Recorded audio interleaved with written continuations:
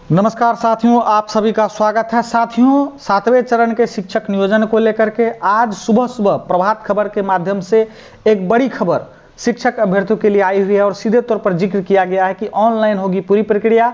20 नियोजन इकाई में अभ्यर्थी कर सकेंगे आवेदन।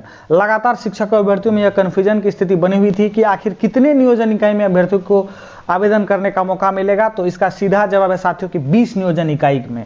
हालांकि इस पर कही गई है कि अगर इसमें ज़रूरत हुई तो इसकी संख्या में बढ़ोतरी भी की जा सकती है या इसमें कमी भी की जा सकती है, लेकिन हमें नहीं लगता है साथियों कि ये 20 नियोजन इकाई वाला फॉर्मूला सरकार ने सही निकाला है। हमें लगता है कि ज़्यादा से ज़्यादा ये होना चाहिए था कि अभ्यर्थियों को जिला वाइज आवेदन करने का मौका दिया जाना चाहिए था। जैसे कि अगर 38 जिला है तो उसमें 10 से 15 जिलों का जो है विकल्प देना चाहिए था। सेंट्रलाइज है तो सारा जिले में, बहुत ज़्यादा जिले में कंसिडर किया जाएगा। ये 22 नियोजन इकाई में बात की जाए, इसमें तो रेलवे वाला ही हाल हो जाएगा, कहीं कट ऑफ ज़्यादा चल जाएगा, कहीं कम चल जाएगा, अभ्यर्थियों में असंतुष्टि की भावना आ जाएगी। ऐसे में अब ये देखना है कि ये इस पर शिक्षा विभाग मोहर लगाता है कि नहीं लगाता है, या ये खबर भी हवाई ही बना हुआ है, ये तो अब समय आते हुए पता चलेगा। लेकिन जो नई खबर आ रही है कि 20 नियोजन इकाई में अभ्यर्थियों को आवेदन करने का मौका मिलेगा। अगर पूरे खबर पर नजर डालें तो सीधे तौर पर लिखा गया है कि करीब 2 लाख से अधिक पदों के लिए बिहार में प्रस्तावित 7वें चरण की प्राथमिक, माध्यमिक और उच्च माध्यमिक बहाली प्रक्रिया केंद्रीकृत होगी। ये पहले से पता है कि सारा बहाली केंद्रीकृत होगा। शिक्षा विभाग ने यह निर्णय लिया है कि मुख्यमंत्री की अध्यक्षता में हुई हालिया बैठक में इस पर सैद्धांतिक सहमति बन चुकी है कि शिक्षक अभ्यर्थियों को विभिन्न नियोजन इकाई में आवेदन के लिए खुद नहीं जाना होगा।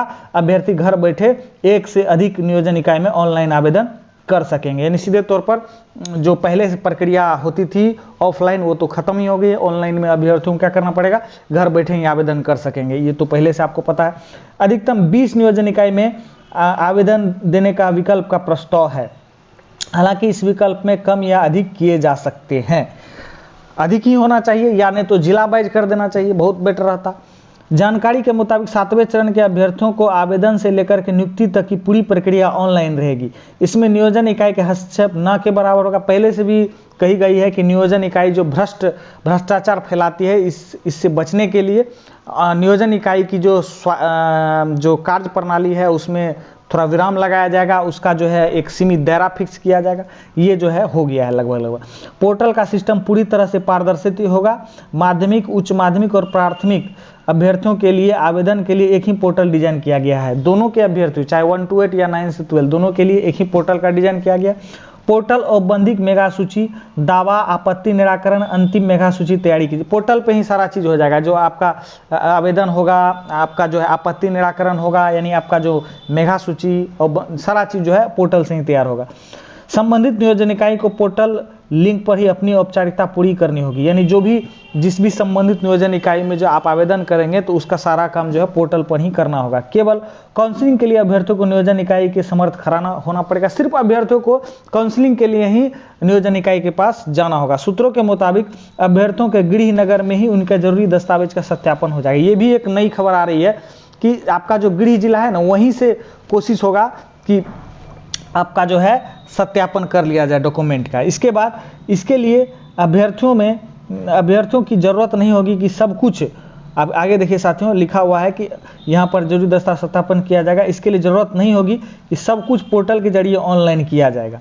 अभ्यर्थी जहाँ चाहे वह नियोजन इकाई में पहुंचकर काउंसलिंग करा सकेगा। यानी कि सीधे तौर पर मनचाहा नियोजन इकाई में आप काउंसलिंग करा सकते हैं। हालांकि स्कूल में रिक्तियों दूसरे क्राइटेरिया के हिसाब से, उसके चॉइस के हिसाब से नियुक्ति पत्र दिया जाएगा। यानी जो आपका चॉइस वगैरह होगा उसके अनुसार आपको नियुक्ति पत्र निर्गत किया जाएगा। अगर पहली बार आपकी चॉइस के हिसाब से स्कूल नहीं मिलेगा तो उसे ऑनलाइन की दूसरी तीसरी मौका मिलेगा। अभ्यर्थी को हर सूचना पोर्टल के जरिए मिलेगी। यानी एक बार में अगर आपका स्कूल नहीं मिलता है तो दूसरी बार आपको मौका मिलेगा। इसका सारा सूचना आपको पोर्टल के माध्यम से मिलती रहेगी। नियुक्ति प्रक्रिया संबंधी सभी सूचनाएं उसे पोर्टल से मिल सकेगी। इस तरह अब श्रम और पैसा अधिक खर्च नहीं करना पड़ेगा। वह अभ्यर्थी जिन जिलों के नियोजन इकाई के लिए आवेदन भरना चाहेंगे उनके लिए ऑनलाइन सुविधा दी जाएगी। पोर्टल करीब तैयार किया जा चुका है। हालांकि ये तो पहले से भी कहा जाता है तो 30 सितंबर तक पोर्टल तैयार किया जा चुकेगा।